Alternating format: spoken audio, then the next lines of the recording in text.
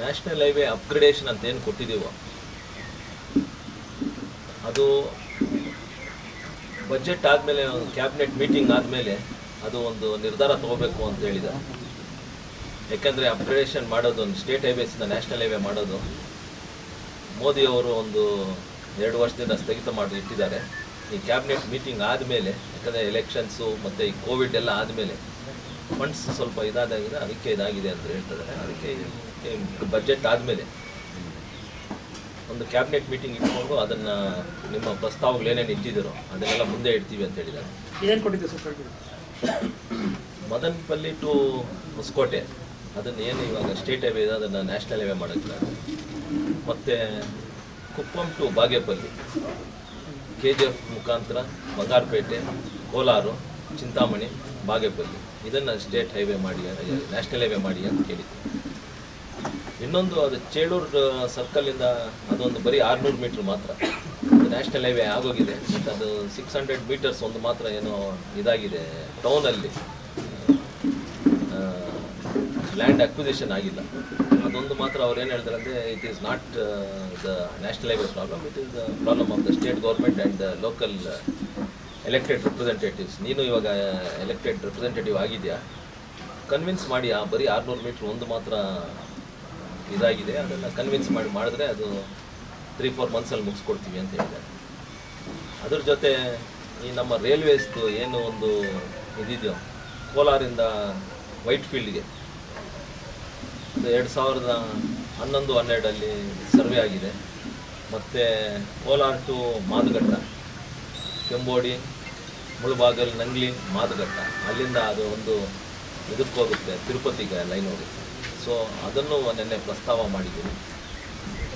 ನಿನ್ನೆ ಅಂದರೆ ಅದೇ ನಮ್ಮ ಸೋಮಣ್ಣ ಅವರು ಮೀಟಿಂಗ್ ಮಾಡಿದಾಗ 15 ದಿನ ಹಿಂದೆ ಅದು ಏನಾಗಿದೆ ಅಂದರೆ ಲ್ಯಾಂಡ್ ಅಕ್ವಿಸಿಷನ್ ಬಂದು ಮತ್ತೆ ಸ್ಟೇಟ್ ಗೌರ್ಮೆಂಟ್ದು ಆ ಲ್ಯಾಂಡ್ ಅಕ್ವಿಸಿಷನ್ ಮಾಡದೇ ಇರೋದಕ್ಕೆ ಕಾರಣ ಇದನ್ನೇ ಪ್ರೋಸೆಸ್ ಮಾಡೋಕ್ಕಾಗ್ತಾ ಇಲ್ಲ ಅಂತ ಹೇಳಿದ್ದಾರೆ. ಸೊ ಅದನ್ನು ಎಷ್ಟು ಬೇಗ, ಯಾಕಂದರೆ ಗಡ್ಕರಿ ಸಾಹೇಬರು ಮೊನ್ನೆ ಹೋದ ಶನಿವಾರ ಪ್ಯಾಲೇಸ್ ಗ್ರೌಂಡಲ್ಲಿ ಮಾಡಿದಾಗ ಆವಾಗ ಪ್ರೆಸ್ ಮೀಟಲ್ಲೂ ಹೇಳಿದ್ದಾರೆ, ದ ಲ್ಯಾಂಡ್ ಅಕ್ವಿಸಿಷನ್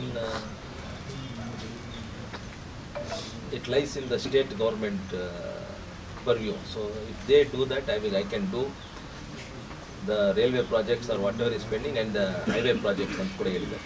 ಸೊ ಅದು ಅವ್ರಿಗೆ ಸ್ಟೇಟ್ ಗೌರ್ಮೆಂಟ್ ಒಂದು ಪಾಲಿಸಿ ಬೇಗ ಮಾಡಿ ಅದು ಅಕ್ವಿಸಿಷನ್ ಮಾಡಿದ್ರೆ ಇವೆರಡೂ ಆಗುತ್ತೆ.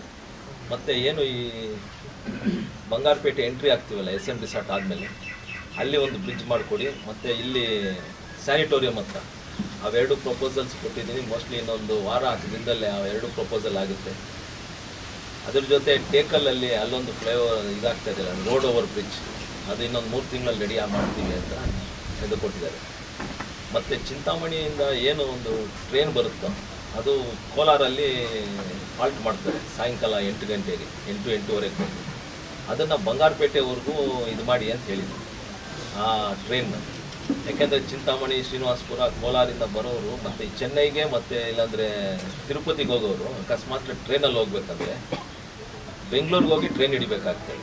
ಕಂಪ್ಲೇಂಟ್ಸ್ ಆಲ್ರೆಡಿ ಚಿಂತಾಮಣಿಯಿಂದ ಶ್ರೀನಿವಾಸಪುರದವರೆಲ್ಲ ಕೊಟ್ಟಿದ್ದಾರೆ.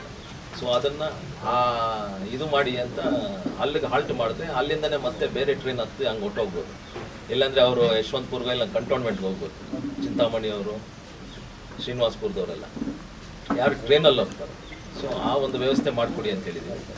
ಮತ್ತು ಏನು ಇವಾಗ ಕೋಲಾರಿಂದ ಬಂಗಾರಪೇಟೆಗೆ ಬೆಳಿಗ್ಗೆ ಟ್ರೈನ್ ಏನು ಹೋಗುತ್ತೋ ಅದನ್ನು ಕಂಟಿನ್ಯೂ ಮಾಡಿ ಬೆಂಗಳೂರಿಗೆ ಹಂಗೆ ಕಂಟಿನ್ಯೂ ಮಾಡಿಸಿ ಅಂತ ಹೇಳಿದ್ವಿ. ಯಾಕೆಂದರೆ ಇಲ್ಲಿಂದ ಹೋಗಿ ಬಂಗಾರಪೇಟೆಯಲ್ಲಿ ಇಳಿದು ಮತ್ತೆ ಬೇರೆ ಟ್ರೈನ್ ಹಿಡಿಯೋಬೋದು. ಡೈರೆಕ್ಟ್ ಇಲ್ಲಿ ಕೋಲಾರಲ್ಲಿ ಕೂತ್ಕೊಂಡ್ರೆ ಡೈರೆಕ್ಟ್ ವೈಟ್ ಫೀಲ್ಡ್ಗೆ ಹೊಟ್ಟೋಗುತ್ತೆ. ಕೋಲಾರ ಅವರು ಇವಾಗವರೆಗೂ ಇನ್ನೂ ಟ್ರೈನ್ ಹತ್ತೋದು ಇಳಿಯೋದು ಸ್ವಲ್ಪ ಕಡಿಮೆ, ಯಾಕಂದರೆ ಇಲ್ಲಿ ಜಾಸ್ತಿ ಬಂಗಾರಪೇಟೆಯಲ್ಲಿ ರೂಢಿ ಆಗಿಬಿಟ್ಟಿದೆ ಜನಕ್ಕೆ ಬೇಗ ಹತ್ತೋದು ಇಳಿಯೋದು ಅದೆಲ್ಲ. ಬಟ್ ಕೋಲಾರ ಅವ್ರಿಗೆ ಅದು ಇದಿಲ್ಲ. ಸೊ ಇದು ಮಾಡಿದ್ರೆ ಆಮೇಲೆ ಅಲ್ಲಿ ಏನು ಇವಾಗ ಸುಮಾರು 10,000-15,000 ಫುಟ್ಫಾಲ್ ಇದೆ ಬಂಗಾರಪೇಟೆ ಸ್ಟೇಷನಲ್ಲಿ. ಅದು ಇನ್ನೊಂದು ಟ್ರೈನ್ ಹಾಕಿದ್ರೆ ಸ್ಟ್ರೆಸ್ ಅಂತ ಅದರ್ ಟ್ರೈನ್ ಸ್ವಲ್ಪ ಕಡಿಮೆ ಆಗುತ್ತೆ. ಆಮೇಲೆ ಇದು ಡೆವಲಪ್ ಆದಾಗ ಕೋಲಾರಲ್ಲಿ ಸುಮಾರು 1 ತಿಂಗಳು 2 ತಿಂಗಳಾದಮೇಲೆ ಕೋಲಾರಲ್ಲಿ ಹೋಗೋ ಜನ ಆವಾಗ ಬಸ್ಸಲ್ಲಿ ಹೋಗೋದು ಇಲ್ಲಾಂದರೆ ಅವ್ರ ಸ್ವಂತ ವಾಹನಗಳಲ್ಲಿ ಹೋಗೋದು, ಅದ್ರ ಬದಲು ಟ್ರೈನಲ್ಲೇ ಹೋಗ್ತಾರೆ ಅಂತ ಒಂದು ಮನವಿ ನಿನ್ನೆನೂ ಕೊಟ್ಟಿದ್ದೀವಿ. ಸೀನಿಯರ್ ಡಿವಿಷನಲ್ ಕಮರ್ಷಿಯಲ್ ಮ್ಯಾನೇಜರ್ಗೆ ಒಂದು ಲೆಟರ್ ಕೊಟ್ಬಿಡಿ ಅಂತ ನಿನ್ನೆನೇ ಒಂದು ಮೇಲ್ ಮಾಡಿದ್ದೀವಿ. ಸೊ ಹಾರ್ಡ್ ಕಾಪಿ ಕೊಡಿ ಅಂದಿದ್ದಾರೆ. ಸೋಮವಾರ ಮಂಗಳವಾರ ಹೋಗಿ ಒಂದು ಹಾರ್ಡ್ ಕಾಪಿ ಕೊಡ್ತೀವಿ. ಅವ್ರನ್ನೂ ಫೋನಲ್ಲಿ ಮಾತಾಡಿದ್ದೀನಿ ನಿನ್ನೆ. ಅವ್ರು ಇದ್ಕೊಂಡು ಸರ್ ಪ್ರಪೋಸಲ್ಸ್ ಕೊಟ್ಬಿಡಿ, ನಮ್ಮ ಕೈಯಲ್ಲೇ ಇದೆ ಇವೆಲ್ಲ ಮಾಡೋದು. ಸೊ ಎಷ್ಟು ಬೇಗ ಆದರೂ ಅಷ್ಟು ಬೇಗ ಪರ್ಮಿಷನ್ಸ್ ತೊಗೊಂಡು ಮಾಡ್ತೀವಿ ಅಂತಿದ್ದಾರೆ. ಈ ರೇಲು ಮತ್ತು ರೋಡ್ದು ಇವೆರಡೂ ಆಗಿದೆ.